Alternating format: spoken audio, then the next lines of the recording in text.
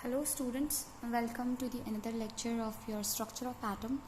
So last class जो हमने discuss किया था, हमने आपके न्यूमेरिकल्स डिस्कस किए थे टिल व्हाट प्रॉब्लम 2.4 तक हमने डिस्कस कर लिया था, right? So in this class what we are going to discuss, we are going to discuss about the significance of uncertainty principle. I thought let me discuss this with you people कि what is the significance of this particular uncertainty principle का क्या significance था. Okay, so I think all of you already know, but if you are going by NCERT thoroughly और one word आप अगर पढ़ रहे हो तो आपको अगर बीच में समझ में नहीं आता, so I thought I'll make one video and I'll make you understand what is written in this particular paragraph. Okay, so significance of what uncertainty principle. So one of the important implications of the Heisenberg uncertainty principle is that it rules out existence of indefinite paths or trajectory. Means what? It rules out the existence of definite paths and trajectory of electron and other particles. Basically what it does, it rules out, मतलब ये बताता है existence of what? Definite paths. क्या definite path हैं और trajectory हैं of electron and other similar particles, जो electron के जैसे similar particles हैं. So basically what it is written, the trajectory of an object is determined by its location. Basically जो trajectory होती है, हम लोग बोलते हैं ना बॉल की trajectory निकाल रहे हैं, बॉल यहाँ से यहाँ जा रही है, इसकी trajectory निकाल रहे हैं, right? So trajectory में basically क्या होता है, path होता है. So the trajectory of an object is determined by its location. किससे determine होता है? उसकी location से, कि object कहाँ है उसकी location से, and वो किस velocity से जा रहा है at various moments. किस velocity से जा रहा है एवरी मोमेंट, वो किस वेलोसिटी से जा रहा है. ठीक है, एक तो उसके लोकेशन पे कहाँ पर है वो, दूसरा वो किस वेलोसिटी से जा रहा है उस पर डिपेंड करता है. ठीक है, उसके बाद क्या लिखा है, if we know where a body is at particular instant and if we also know its velocity and the forces acting on it that instant, we can tell where the body would be sometime later, right? इसमें क्या बोला है, if we know where is a body at a particular instant, body कहाँ पर है एक particular instant of time पे, ठीक है, and if we know its velocity, और हम उसकी वेलोसिटी स्पीड जान रहे हैं, किस स्पीड और किस वेलोसिटी से वो जा रहा है, and the force acting on it, मतलब और कौन कौन सी फोर्स उसके ऊपर लग रही हैं एट एनी इंस्टेंट, मतलब कोई भी इंस्टेंट टाइम पे हम जान पा रहे हैं, वी कैन टेल, तब हम बता सकते हैं, we can tell the body would be at some time later, तब हम बता सकते हैं कि आफ्टर सम टाइम के बाद बॉडी कहाँ पर होगी, वो ऑब्जेक्ट कहाँ पर होगा. उसके बाद क्या लिखा है, we therefore conclude that position of an object and its velocity fix its trajectory. उस हिसाब से हम क्या बोल सकते हैं कि जो पोजीशन ऑब्जेक्ट का, मतलब ऑब्जेक्ट किस पोजीशन पे है एंड उसकी क्या वेलोसिटी है, वही फिक्स करती है कि उसकी ट्रैजेक्टरी और वो क्या मोशन फॉलो करेगा. ट्रैजेक्टरी मतलब ऐसा कौन सी ट्रैजेक्टरी फॉलो करेगा, मतलब कि position of an object and its velocity fix its trajectory, मतलब अगर हमको पोजीशन पता है, वेलोसिटी पता है, तो हम उसकी ट्रैजेक्टरी भी बता सकते हैं वो कैसे जा रहा है. ठीक है, since for subatomic object such as electron it is not possible. इसके बाद क्या हुआ, हमें पता चला कि कुछ सब एटॉमिक पार्टिकल्स जो हैं, ऑब्जेक्ट्स हैं, सब एटॉमिक ऑब्जेक्ट्स मतलब और एटॉमिक ऑब्जेक्ट्स के भी छोटे छोटे objects like electron, proton, neutron जो हैं हमारे सब एटॉमिक जो ऑब्जेक्ट्स हैं सच एज इलेक्ट्रॉन, ये जो पर्टिकुलर ट्रैजेक्टरी निकालना इज नॉट पॉसिबल. उसके केस में ये चीज़ नहीं पॉसिबल थी. ठीक है, ये मैंने आपको बता रखा है, बट अब क्यों पॉसिबल नहीं थी हम इसके बारे में एक बार गौर कर लेते हैं. उसके बाद हमारे पास कुछ न्यूमेरिकल्स हैं, हम वो भी देख लेंगे. ठीक है, क्यों नहीं पॉसिबल है, पॉसिबल नहीं है कि साइमल्टेनियसली हम डिटरमाइन कर पाएँ position and velocity at given instant to an arbitrary degree of precision. मतलब हम लोग कोई भी डिग्री ऑफ प्रिसीजन लगा लें, कोई भी तजुर्बा मतलब कोई भी एजम्पशन कर लें, यहाँ पर भी हम उसकी वेलोसिटी और हम उसकी क्या बोलते हैं, उसकी पोजीशन, उसका लोकेशन और उसकी वेलोसिटी का पता नहीं लगा सकते साइमल्टेनियसली. या तो पोजीशन पता चलेगी या वेलोसिटी पता चलेगी, right? Now it is not possible to talk about the trajectory of electron. इसके बाद उन्होंने कंक्लूड किया कि हम इलेक्ट्रॉन की ट्रैजेक्टरी के बारे में कोई आइडिया नहीं लगा सकते, क्योंकि ट्रैजेक्टरी हमको तभी पता चलेगी जब हमको उसका लोकेशन पता है, या फिर हमको क्या पता है उसका, हमको उसकी, एक तो हमको उसकी लोकेशन पता है, दूसरी हमको उसकी वेलोसिटी पता है, राइट? वेलोसिटी पता है. ये दोनों चीज पता होगी तभी हमको पर्टिकुलरली इलेक्ट्रॉन की क्या पता चलेगी, हमको इलेक्ट्रॉन की ट्रैजेक्टरी पता चलेगी. ओके, ट्रैजेक्टरी पता चलेगी. Now what is written here, the effect of Heisenberg uncertainty principle is significant only for motion of microscopic particle. जो ये हाइजेनबर्ग का प्रिंसिपल था ये सिर्फ माइक्रोस्कोपिक जो छोटे पार्टिकल्स हैं उनके लिए ही फॉलो करता था, and it is negligible for what, macroscopic particle. और ये जो इफेक्ट है हाइजेनबर्ग का वो नेग्लिजिबल किसके लिए है, वो नेग्लिजिबल है मैक्रोस्कोपिक पार्टिकल के लिए. बड़े पार्टिकल्स के लिए वैलिड नहीं था, नेग्लिजिबल था, मतलब था ही नहीं जैसा. ठीक है, नेग्लिजिबल मतलब बिल्कुल भी नहीं, कुछ भी नहीं, तो वैसा था ही नहीं. बट किसके लिए सिग्निफिकेंट, किसके लिए था, माइक्रोस्कोपिक पार्टिकल के लिए था. ठीक है, this can be seen from the following example. Just imagine if the uncertainty principle is applied to an object of mass से ए मिलीग्राम. एक ऑब्जेक्ट है जिसका मास मिलीग्राम है. मिलीग्राम मतलब 10⁻⁻⁶ kg, मतलब नेगेटिव में, kg मतलब नेगेटिव में, मिलीग्राम है. ठीक है, मिलीग्राम कितना होता है, मिलीग्राम बेसिकली आपका क्या, अगर मैं बोलूँ अगर मिलीग्राम आपका होगा 1 मिलीग्राम होगा आपका 20 ड्रॉप्स ऑफ वाटर और एनीथिंग. 20 ड्रॉप्स बेसिकली होता है 1 मिलीग्राम अप्रोक्सीमेटली. ठीक है, तो ये जो if uncertainty principle is applied, ये अनसर्टेनिटी जो प्रिंसिपल है अगर अप्लाई हो रहा है एक ऑब्जेक्ट के लिए जिसका मास 1 मिलीग्राम है, और मिलीग्राम को अगर हम केजी में लिखते हैं उसको 10⁻⁶ kg. ठीक है, देन हमारे पास जो डी ब्रॉगली का हाइजेनबर्ग ने जो हमें इक्वेशन दे रखा था, क्या दे रखा था, delta P momentum, error in momentum, error in position is equals to h/4π. अब हमको पता है मोमेंटम क्या होता है, एम डेल्टा वी. तो हमने मास पता है, हमने वेलोसिटी नहीं पता है, और हमें x नहीं पता है, राइट, पोजीशन नहीं पता है. तो हमने delta we delta x h/4πm लिख दिया. m हमको पता था, क्या था, हमने m लिया था. m तो हमको पता है 1 मिलीग्राम था, जो कि मिलीग्राम आपको पता है ये होगा आपका, देखो ये आपने h की वैल्यू लगा दी 6.626 मल्टीप्लाई 10⁻⁻34 जूल सेकेंड हो गया, 4 मल्टीप्लाई 3.4. ठीक है, और 3.4 हमको पता है इसका यूनिट होता है मल्टीप्लाई किसके साथ किया है, मास. एंड यहाँ पर मल्टीप्लाई किसके साथ, यहाँ पर देखो से अबाउट मिलीग्राम दे रखा है ना, 10⁻6. अब पता नहीं यहाँ पर ये 16 ये पूरी वैल्यू दे दी है 3 पॉइंट. बेसिकली अगर आप पाई की वैल्यू 3.14 भी लिख सकते हो, इतना लिखोगे तो भी चलेगा. 1416 कुछ होती है, तो आप इसको 3.14 भी लिख के सॉल्व कर सकते हो, तो ये वैल्यू आ जाएगी. ठीक है, तो यहाँ पर क्या पता चला हमको, the value of delta we and delta x obtained is extremely small. ये जो वैल्यू आई है देखो 10⁻⁻28 आई है. ठीक है, ये क्या है, ये बहुत ज्यादा स्मॉल आई है, एंड इज इनसिग्निफिकेंट. और ये इनसिग्निफिकेंट मतलब ये सिग्निफिकेंट है ही नहीं वैल्यू.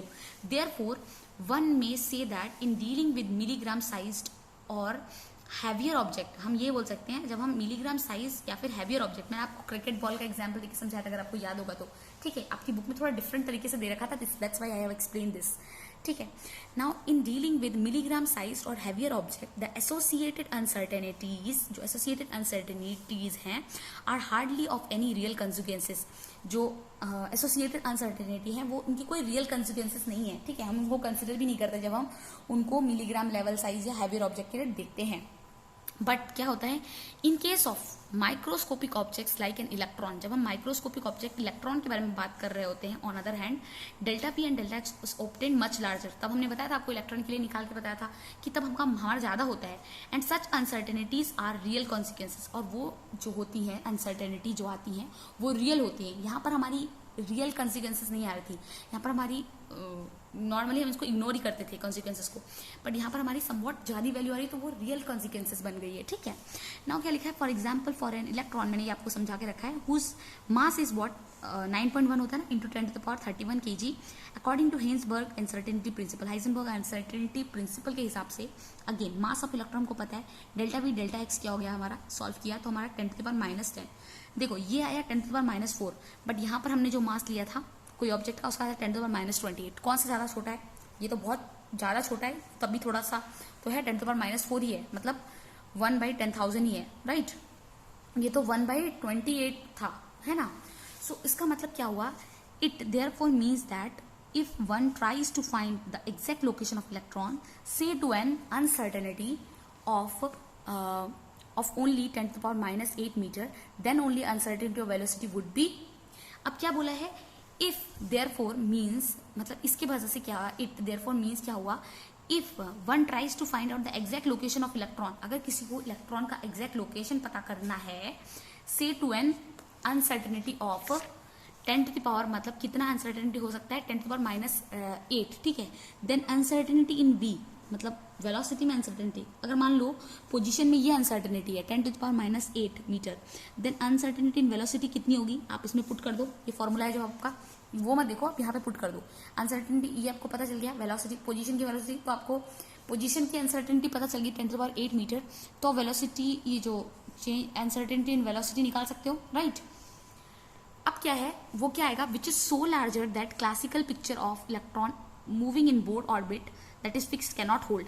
अब ये जो वैल्यू आएगी वो इतनी ज्यादा बड़ी आ जाएगी कि वो जो बोर के पिक्चर जो बोर ने दिया था, हमारा रूल इलेक्ट्रॉन्स का पिक्चर जो दिया था, उसने पोस्टुलेट जो दिए थे, वो उसकी पिक्चर में बैठ ही नहीं रहे, ठीक है, वो कुछ अलग ही बोल रहे हैं। बोर का जो मैं आपको बोर के ड्रॉबैक्स बताए थे यार, बोर के ड्रॉबैक्स बताए थे, तो वो can not hold good. Now it is therefore, क्या लिखा हुआ है, 1 मिनट स्टूडेंट्स,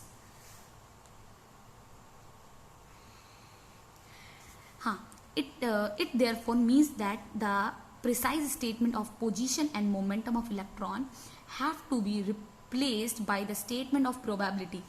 अगेन जो हमने पोजीशन और मोमेंटम का कॉन्सेप्ट लगाया था, उसको हमको ये बोलना चाहिए, बेसिकली ये क्या बताता है, प्रोबेबिलिटी कि इलेक्ट्रॉन की क्या प्रोबेबिलिटी है, probability of electron has to be given position and momentum, हमको बताना चाहिए बेसिकली वो प्रोबेबिलिटी है किसकी, position, delta X and delta V, basically क्या है, एरर नहीं, वो प्रोबेबिलिटी है, कितना चांसेस है कि इलेक्ट्रॉन यहाँ पे प्रेजेंट होगा, किस वेलोसिटी से प्रेजेंट होगा, ठीक है, बेसिकली वो क्या है, probability that electron has at a given position and momentum, ठीक है। This is what happen in the quantum mechanical model. अब हम जो क्वांटम मैकेनिकल मॉडल के बारे में हमने आपको बताया था, उसके बारे में पढ़ेंगे, वही हुआ था क्वांटम मैकेनिकल मॉडल में, ठीक है। उससे पहले हम आपको ये 2 न्यूमेरिकल समझा दें जो आपकी बुक में दे रखे हैं, ठीक है।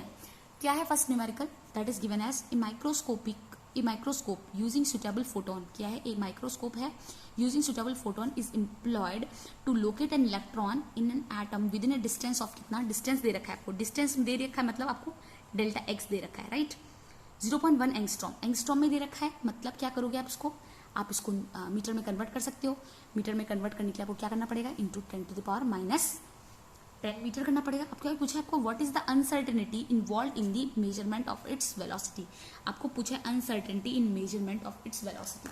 सो I think I can make you understand this example, yes. तो ये एग्जाम्पल के हिसाब से हमारा, yes I think it is now visible, 1 minute, okay. So problem number 2.15, ठीक है, 2.15 के हिसाब से हमारा प्रॉब्लम जो है उसमें क्या बोल के रखा है, एक माइक्रोस्कोप है using suitable photon is employed to locate an electron in an atom within a distance of, distance जो दे रखा है, डिस्टेंस का मतलब क्या मान लेंगे हम, डिस्टेंस दे रखा है, ठीक है, डिस्टेंस ऑफ दे रखा है 0.1 एंगस्ट्रॉम दे रखा है distance, and what is the uncertainty, मतलब अनसर्टेनिटी बोल रहा है, uncertainty involved in measurement of, इतना सब लिखने की जरूरत नहीं थी, वेलोसिटी, ठीक है, मेजरमेंट ऑफ वेलोसिटी, मतलब आपको क्या पूछ रहा है, डेल्टा वी पूछ रहा है बेसिकली, राइट, डेल्टा वी। अब किसकी बात कर रहा है, यहां पर बात हो रही है आपकी इलेक्ट्रॉन की, किसकी बात हो रही है, इलेक्ट्रॉन की बात हो रही है, right. Here we are talking about what, solution लिख देते हैं, we are talking about electron, और आपको क्या दे रखा है था कि a microscope using a suitable photon is employed to locate an electron in an atom, जो एटम की within a distance of कितना, ये एंगस्ट्रॉम दे रखा है, मतलब ये जो डिस्टेंस इलेक्ट्रॉन की बात हो रही है, तो इलेक्ट्रॉन का मास हमको पता है 9.1 into 10 to the power -31 kg होता है, राइट। और आपको ये जो दे रखा है, ये आपको बेसिकली कुछ नहीं, ये error in uncertainty in position है, 0.1 एंगस्ट्रॉम। इस एंगस्ट्रॉम को आप किस में कन्वर्ट कर लोगे, नैनोमीटर मीटर में कन्वर्ट कर लोगे, तो 0.1 into 10 to the power -10 metre, ठीक है ना। आपको निकालना ये है, आपको मास पता है, आपको आप क्या लगाओगे, हेजनबर्ग अनसर्टेनिटी प्रिंसिपल, हेजनबर्ग का अनसर्टेनिटी प्रिंसिपल लगाओगे, अनसर्टेनिटी प्रिंसिपल लगाओगे, राइट। तो ये जो हेजनबर्ग का अनसर्टेनिटी प्रिंसिपल हम सबको पता है, that is what, error in what, momentum, error in position is equal to और इज इक्वल ग्रेटर देन और इक्वल टू बोल सकते हैं h/4π, राइट, 4π है ना। हमको h की वैल्यू पता है, उसको आप इक्वल्स टू भी मान लो, अभी के लिए मान लो 6.626 multiply what 10 to the power minus what 34 joule second होता है, राइट। अब देखो ये डेल्टा पी क्या होता है, डेल्टा पी होता है आपका एम, मोमेंटम है ना, मोमेंटम जो है p is equals to mv, mass तो आपका कांस्टेंट ही रहता है, वेलोसिटी ही चेंज हो रही है, इस वेलोसिटी के चेंज वजह से ही तो आपका एरर इन मोमेंटम आ रहा है, डेल्टा हम इसीलिए लगा रहे हैं, तो आप डेल्टा वी लिखोगे, डेल्टा एक्स मैंने आपको सिखाया था। अब ये जो m है ये डाउन चला जाएगा, यहाँ पे 4π था, मैं इसको यहाँ से डाउन भेज दे रही हूँ क्योंकि हमें स्पेस नहीं, तो मैं आपको यहाँ पे बता दे रही हूँ, m चला गया नीचे ना। आपको पता है आपको डेल्टा वी एंड निकालना है, डेल्टा एक्स भी आपको पता है, राइट। डेल्टा एक्स कितना है आपका 0.1, ये आपने कैलकुलेट किया है। तो यहाँ पर आप क्या करोगे, डेल्टा एक्स भी लगा दो, यहाँ से एक काट दो, ठीक है। मतलब आप क्या निकाल रहे हो, डायरेक्टली वी निकाल रहे हो, ठीक है। वी का formula 6.626 multiply 10 to the power minus 34 joule second divided by 4, pi की वैल्यू 3.14, ठीक है। मल्टीप्लाई मास कितना था 9.1 into 10 to the power minus 31 kg, और आपका x का वैल्यू कितना था, x का डेल्टा x का value 0.1 into 10 to the power minus 10 m, ठीक है। ये आ गया। अब इसको आप अगर सॉल्व कर लोगे तो you will get the answer, और आपकी बुक में इसको सॉल्व करके जो आंसर निकाले, देखो ये तो मैथमेटिकल पार्ट है, आप यूज कर सकते हो, कैलकुलेटर भी यूज करके कर सकते हो, ठीक है। बस आपको बेसिकली आना चाहिए, आपने फॉर्मूला सब पुट किया है, कैलकुलेशन के मार्क्स बस 1 ही मार्क्स होता है, कि पूरा कैलकुलेशन सॉल्व करने का 1 मार्क्स होता है, बस आप बाकी सब कुछ सही लगा दो, सारा चीज सही लगा दो। आपको अगर 5 मार्क का 4 मार्क का अगर पूछा ही है तो आपको 3 मार्क दे देगा, 1 मार्क अगर पूरा कैलकुलेशन कर लोगे तो उसका बस 1 मार्क होता है, क्योंकि बेसिकली एग्जामिनर क्या चेक करता है कि आपको आता है या नहीं आता है, राइट। तो यहाँ पर इसका जो सॉल्व करके टोटल वैल्यू आएगा, कुछ आएगा 579 into 10 to the power 6 metre second कुछ आ रहा है, ठीक है। इसको सॉल्व कर लो, अभी सॉल्व करेंगे तो वीडियो में बहुत टाइम लग जाएगा, राइट। नाउ नेक्स्ट न्यूमेरिकल भी देखते हैं, ठीक है। नेक्स्ट न्यूमेरिकल क्या है, यहीं पे दिया हुआ है, तो उसको देख लेते हैं क्या पूछा है। एक गोल्फ की एक बॉल होती है, राइट। गोल्फ होता है ना छोटा सा, जो मतलब खेलते हैं ग्राउंड में, मारते हैं डंडी से, वो होल में गिर जाता है, राइट। तो वो गोल्फ, जो एक गोल्फ बॉल है उसका क्या है, मास 40 ग्राम है, कितना है 40 ग्राम है, एंड उसकी जो स्पीड है, and a speed what 45 metre per second, 45 metre per second है, जो if the speed can be measured within accuracy of 2%, जो स्पीड मेजर हुई है वो accuracy with can be measure within accuracy 2% accuracy में measure हुई है। मतलब ये क्या है, अनसर्टेनिटी इन व्हाट स्पीड, मतलब वेलोसिटी, स्पीड वेलोसिटी स्पीड को ही वेलोसिटी बोलते हैं, राइट। देखो one thing I will teach you that, आपने ये फिजिक्स में पढ़ रखा होगा, but let me teach you one more thing, that speed जो होता है आपका एंड जो आपका वेलोसिटी है, ठीक है, ये स्पीड भी आपका क्या बताता है, how much fast object is moving, how much fast is object is moving, basically बताता है how much fast object is moving. Same velocity भी यही बताता है how much fast object is moving, but in which direction it is moving, which direction it is moving, that is what velocity. मतलब speed भी वही है कि कितना फास्ट कोई ऑब्जेक्ट जा रहा है, उसकी स्पीड मतलब फास्ट, कितना फास्ट कोई ऑब्जेक्ट जा रहा है, वेलोसिटी भी वही है, बट वेलोसिटी में कितना फास्ट जा रहा है और किस डायरेक्शन में जा रहा है, that is velocity. That's why हम बोलते हैं वेलोसिटी हमारा वेक्टर क्वांटिटी है, क्योंकि इसमें मैग्नीट्यूड के साथ, आपने पढ़ा होगा फिजिक्स में, मैग्नीट्यूड के साथ हमको डायरेक्शन भी चाहिए, और यहां पर हमको सिर्फ डायरेक्शन चाहिए, ठीक है, डायरेक्शन नॉट डायरेक्शन, यहां पर सिर्फ हमको मैग्नीट्यूड से मतलब है। तो जहां पर मैग्नीट्यूड और डायरेक्शन दोनों चाहिए होता है वो हमारा वेक्टर क्वांटिटी होता है, जहां पर सिर्फ मैग्नीट्यूड वो आपका स्केलर क्वांटिटी होता है, इसलिए ये आपका स्केलर क्वांटिटी होता है। तो यही डिफरेंस है।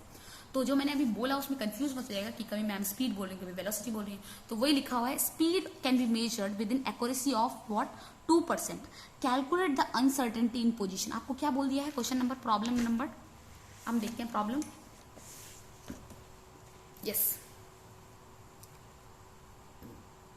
प्रॉब्लम 2.16 देख रहे हैं, ठीक है। सो ये जो 2.16 है प्रॉब्लम, उसमें देखते हैं हम क्या है। हमको दे रखा है, सबसे पहले तो हम एक चीज देख लें। हमको क्वेश्चन में बोल रखा है कैलकुलेट अनसर्टेनिटी इन पोजीशन। अनसर्टेनिटी पोजीशन मतलब डेल्टा एक्स निकालना है हमको, अनसर्टेनिटी इन पोजीशन निकालना है। आपको एक गोल्फ की बॉल दे रखी थी, ए गोल्फ बॉल, और उसका मास था 40 ग्राम, राइट। उसका मास था हमारा 40 ग्राम।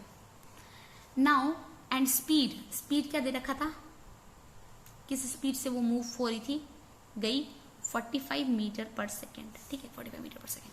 अब क्या बोला, if the speed can be measured within accuracy of 2%। अब क्या बोला है, स्पीड जो है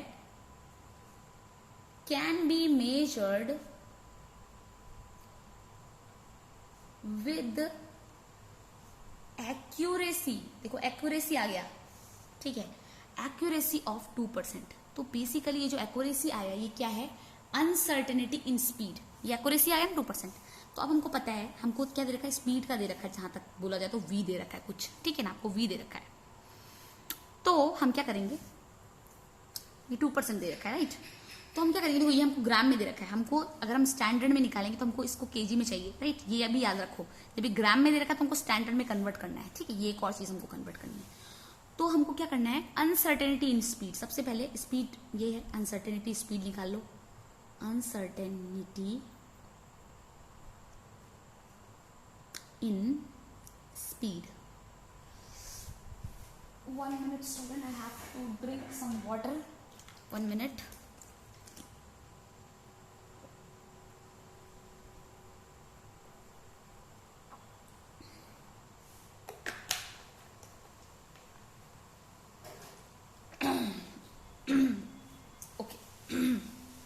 ओके, अनसर्टेनिटी इन स्पीड निकालना है, ठीक है। तो अनसर्टेनिटी इन स्पीड, देखो आपको क्या दे रखा है, स्पीड को मेजर किया गया है एक्यूरेसी 2% के साथ, और यहाँ पर स्पीड क्या दे रखी है 45। मतलब स्पीड ये है 45 मीटर पर सेकेंड हमको स्पीड दे रखी है, एंड एक्यूरेसी कितना दे रखा है 2%। इसको मल्टीप्लाई कर दो 2 के साथ, तभी तो हमको निकल जाएगा। हमको क्या निकल जाएगा, हमको एक्यूरेसी दे रखी है, हमको ये स्पीड दे रखी है, हमको अनसर्टेनिटी इन स्पीड निकालना है। तो हम क्या करेंगे, इसको मल्टीप्लाई कर देंगे 2%। तो जब इसको मल्टीप्लाई करेंगे तो ये होगा 45 multiply 2 divided by what 100, right. और इसको सॉल्व करोगे तो ऑलमोस्ट आपका answer as per your book आपका आंसर आना चाहिए। आप इसको सॉल्व कर सकते हो, राइट। 2 एंड ये what it will be 5 and then 45, उसको करके सॉल्व करोगे तो आपका कुछ अप्रॉक्सीमेटली 0.9 और आपका मीटर सेकेंड इनवर्स आ जाएगा, ठीक है, या फिर मीटर पर सेकेंड जैसे लिखना चाहो। अब तो आप लोग बड़े हो गए, जो भी लिख सकते हो। नाउ आपको क्या पूछा है, आपको पूछा है position, uncertainty position. Now again हम क्या करेंगे, हेजनबर्ग का अनसर्टेनिटी प्रिंसिपल लगाएंगे। ये हेजनबर्ग का अनसर्टेनिटी प्रिंसिपल मैंने बताया था ना, बहुत एक्यूरेट था। ये प्रिंसिपल आने के बाद ही डी ब्रॉगली का रूल फेल हो गया, राइट। जो डी ब्रॉगली ने अपनी डी ब्रॉगली नहीं, बोर की जो कंसेप्ट थे बहुत सारे फेल हो गए। डी ब्रॉगली एंड हेजनबर्ग ने जो अपने प्रिंसिपल, हेजनबर्ग का ये बहुत एक्यूरेट था, इसमें कोई अभी तक गलती नहीं आई थी, ठीक है। अब क्या करेंगे, हमको पता है we have delta P multiply delta X is equal to, हम लोग इक्वल ले लेते हैं, इक्वल या लेस देन 4 पाई होता है, 4 पाई ले लिया।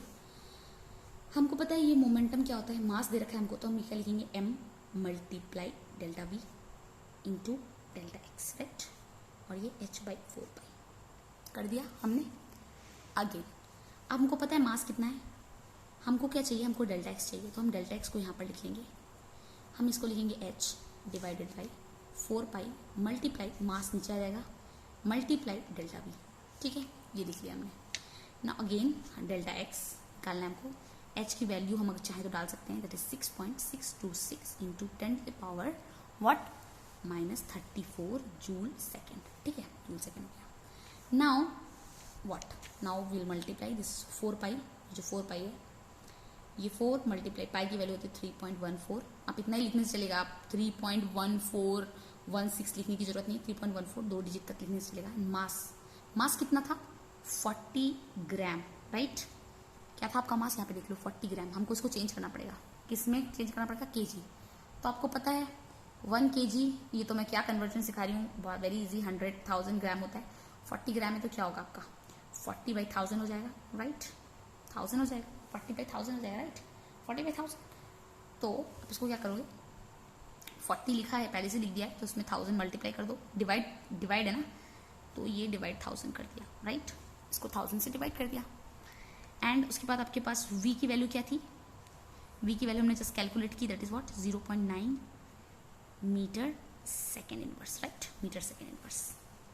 ये जो सेकेंड इनवर्स है, ये दिख रहा है आपको सेकेंड इनवर्स, ये क्या करेगा, ये आपका ऊपर चला जाएगा, राइट। ये जो सेकेंड इनवर्स है, क्योंकि इनवर्स में है तो आप ऊपर भेज सकते हो चाहो तो, डेल्टा एक्स क्या करोगे, 6.626 मल्टीप्लाई 10⁻⁻34।